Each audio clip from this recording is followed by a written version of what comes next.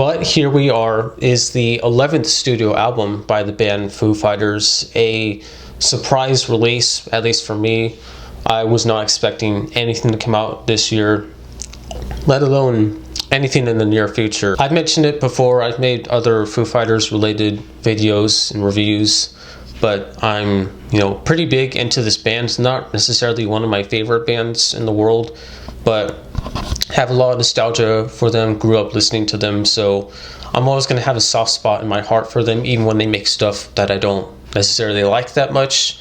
I'm still going to look forward to whatever they do next, and I say that assuming with this release that they're going to continue to make more music in the future, I would guess. The loss of Taylor Hawkins sucked. There was no silver lining to it, nothing good about it. If you ask me, it was just an awful tragedy. That, along with the also very sudden passing of Dave Grohl's mother just later last year, supposedly were very influential in the making of this album, the recording process, and especially with the lyrics. Foo Fighters have had numerous ups and downs ever since they've been a band for nearly 30 years now, which is crazy. But it really did feel like, at least to me, that they were just at an all-time low last year with some of the events that transpired and what some of the members were going through. And there may have even been more stuff that they didn't even talk about, as we all go through things in life that we just don't necessarily share with others. And I think that could be especially true for a band that's at its level of popularity as the Foo Fighters are. They got to kind of pick and choose what they want to share with the media. And truth be told, if the Foo Fighters decided to call it quits, if they decided to wrap it up after Taylor had passed away last year, I think it would have been fine. I think that the legacy they would have left behind would have been a great one. And I just think it would have been appropriate, understandable, of course, everything they're going through. I would have been totally fine with that, honestly. But I am glad that they have decided to move on. I think it's important to be able to move on and move forward from tough times like the ones they have been going through. Not only because of that and the value that can be taken from that, but also I think that this new record here is one of the most impressive, one of the most emotionally resonant and emotionally palpable releases that they've had so far. And it is, of course, due in large part to some of these unfortunate occurrences that have happened with the band over the past year or so, but also the themes explored relating to recovering from such traumatic experiences. I will say I think that Rescue does have some kind of cheesy, on the nose lyrical hooks to it. Are you thinking what I'm thinking?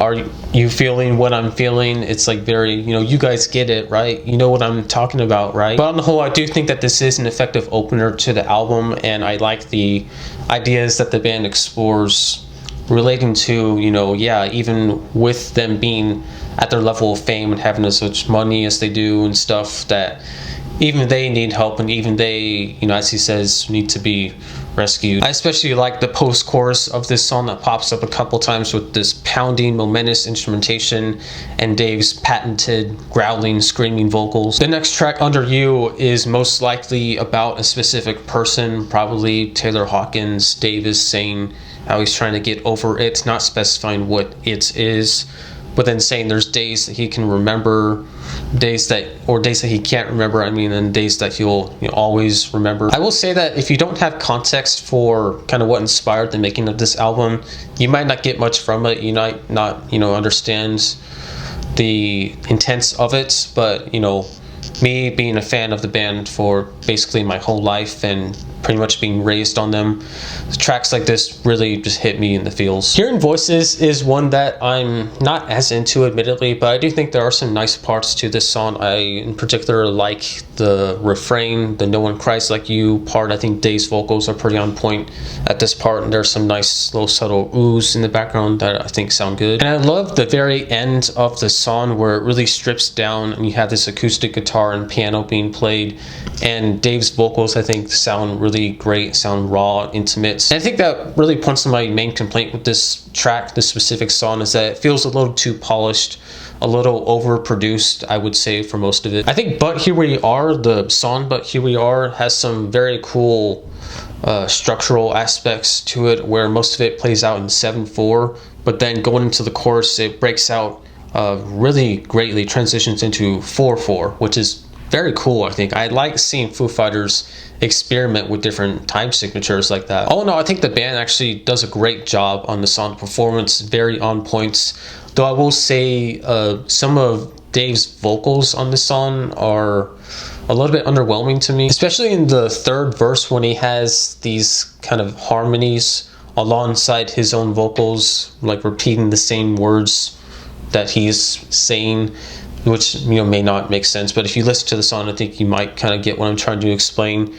And the harmonized vocals remind me a lot of Brian Johnson of AC/DC, which is not a compliment. The next two tracks also do kind of try different things with regards to the structure of the songs. Nothing at all kind of messes with and experiments with its tempo a little bit. But I don't know what else to say other than they just don't work as well as But Here We Are. I can kind of go without these tracks, to be honest. And I also do just want to point out some kind of lazy writing on the glass when Dave says, "There's something between us, between me and you." True story, one time in my sophomore year of high school in my English class, I was writing an essay.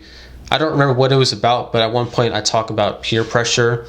And I wrote peer pressure, comma, that being pressure from your peers, comma, blah, blah, blah, whatever else I said. Because I was trying to fill up the page. I was just adding this completely nonsense fluff to the essay. My teacher actually did kind of annotate it and said, "You don't need this part," and circled it and stuff, as she should have. But yeah, it just kind of reminded me of that. I think, just writing like that, it's a little bit lazy, kind of just trying to draw out the song. Yeah. At this point in the album, I'm a little on the fence with how I'm feeling about it. I think there have been some high points, but there's been a few bumps as well. But I gotta say, I'm really happy with how the album closes out with the next few tracks. I think it finishes very strongly. Track 7 is Show Me How, which was also a single released leading up to the album. And I'm liking the different sounds of this track, kind of a mix of psychedelia and shoegazing, which I think is cool. Again, just very cool. Very glad to hear the Foo Fighters trying out different things. I'm also really liking Dave's lower octave vocals on this one. I think that they support the track very well.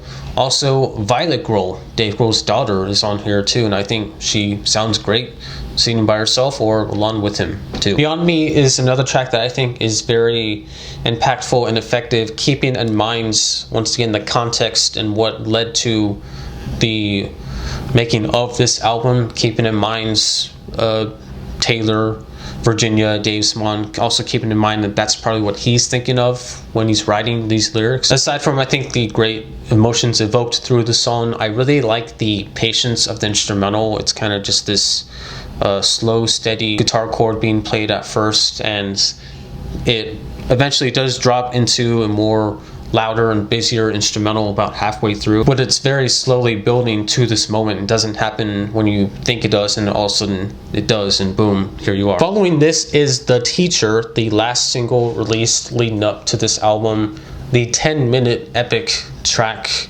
And The Teacher, for those of you who don't know, Virginia Grohl was a teacher, so it's crystal clear that that is kind of the motivation for the writing behind this track. And I don't mean to sound repetitive here, but once again, I just think that the writing here is super on point, and the production I think is very good. It also kind of has some different changes with regards to the structure. It has a pretty big change in the middle of the song, and it kind of goes back to its dream pop shoegaze style explored earlier on the album towards the second half of the track.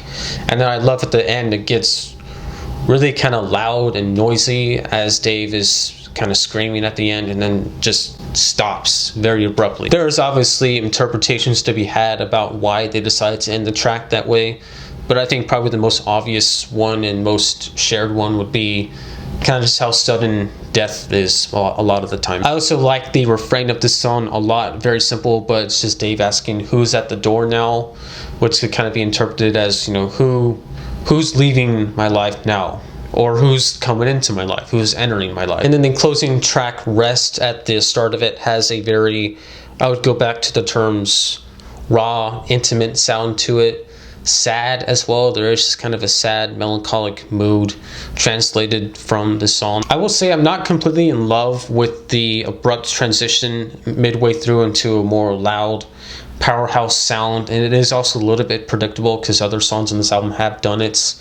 But overall, I think there's a pretty effective ending to the album, and I did like it a little more re-listening to it. Just at first, it kind of threw me off a bit. So that is But Here We Are, another kind of emotional, relatively tough listen at times that I've had to endure as of late. So some of you guys may have not seen it, but I recently reviewed Almost Healed by Lil Durk, and it kind of went over some of the same lyrical content as this one. However, not to necessarily compare it to it too much, but I thought that this was just a better listen in a lot of different ways, and a pretty great listen at that.